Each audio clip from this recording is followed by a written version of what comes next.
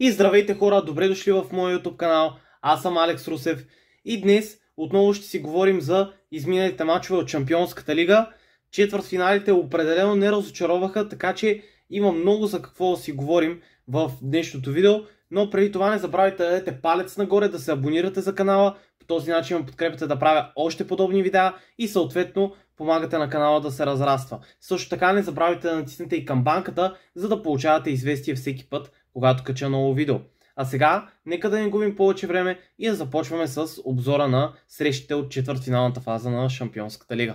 Барселона, Борусия Дортмунд 4-0, Борусия Дортмунд, Барселона 3-1. Да, Барса нямаха абсолютно никакви проблеми да се справят с жълточерните и това може би беше двубоя с най-предизвестената развръзка, след като още в първия матч отбора на каталунците се саморазправи със своите съперници с 4-0 и направи реванша на Сигнал Идуна парк протоколен. Робърт Левандовски отбеляза 2 попадения срещу отбора, в който преди доста време изгря неговата кариера. Ламин Ямал също се разписа, подчертавайки страхотното си представяне през сезона. За отбора на Ханси Флик нещата вървят в изключително положителна насока, както в Шампионската лига, така и в първенството.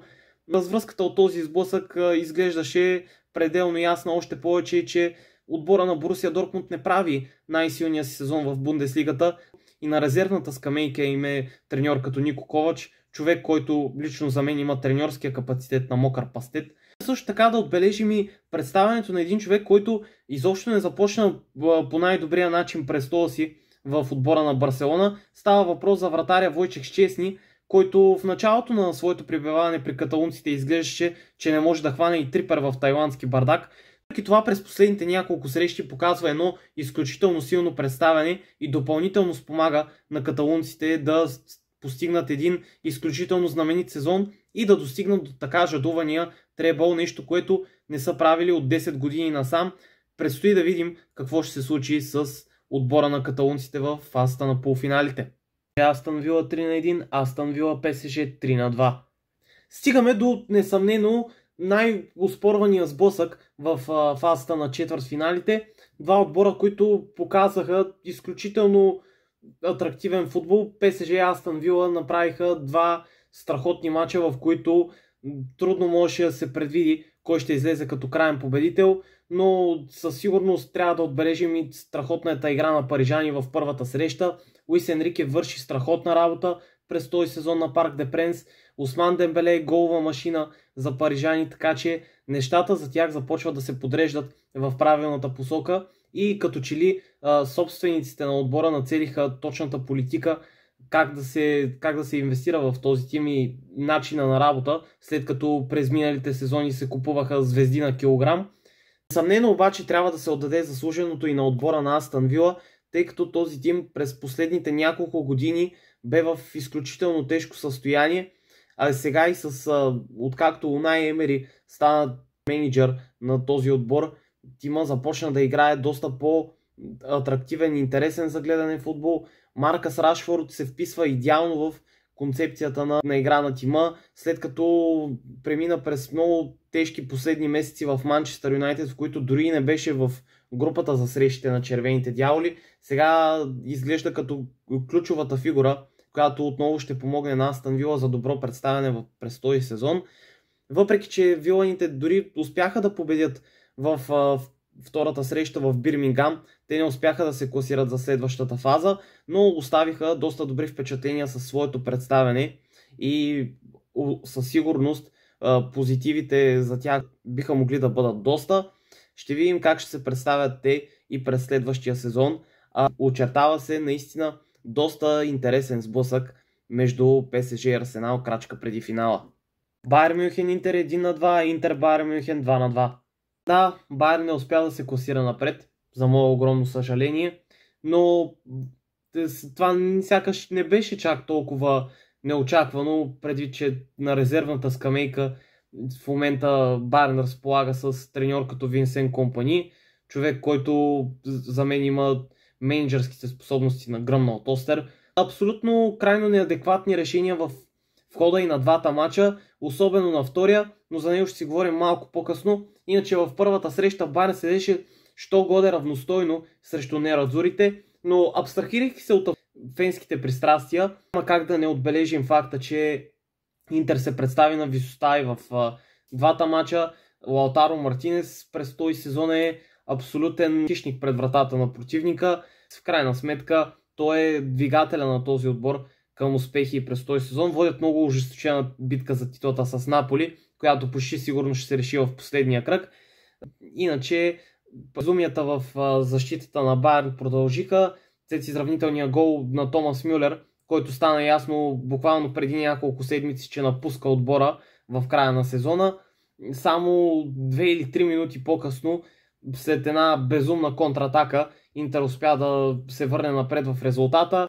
А на реванша на Джузепе Меаца, Байерн бяха тотално загубени, въпреки гола на Хари Кейн, който откри резултата и до някаква степен върна надеждите на баварците, че могат да се надяват на класиране напред. Те бяха попарени само в рамките на 5 минути, когато бяха допуснати 2 гола от напълно идентични ситуации след центриране от корнер. Бенжамен Павар, който беше изхвърлен като мокър парцал от ръководството на Байерн преди няколко сезона, сега успя да накаже бившия си отбор. Впоследствие Рик Дайер успя в крайна сметка да отбележи за 2-2, но въпреки натиска, който упражниха в края на матча, Байерн едва ли може да се надява, че поне ще докара матча до продължения. Впоследствие пък станахме и свидетели на нещо, което абсолютно не е нетипично за италианските отбори, а именно лежане по тревата и бавене на времето в самия край, за да може да се убие устрема на противника. И даже дори и за Интер това не е непозната територия, тъй като преди години Жозе Мауриньо по абсолютно същия начин спечели полуфинала срещу Барселона. Преди няколко години успя тогава да класира Интер на финал, който в последствие изпечели, и то точно срещу Байерн. Сега историята се повтаря, тъй като отново на полуфинал Интер ще срещне точно Барселона, така че сблъсък на две тотално различни философии на игра ни очаква в другия полуфинал. Крайно любопитно е да видим дали и този път няма да се повтори и същата развръзка от преди 15 години. Арсенал Реал Мадрид 3-0, Реал Мадрид Арсенал 1-2.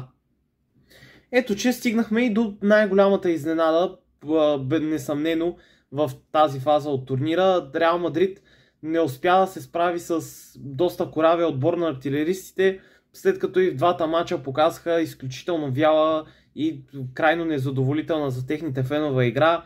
Почти сигурно това ще бъде последния сезон на Карло Анчелоти като треньор на кралете.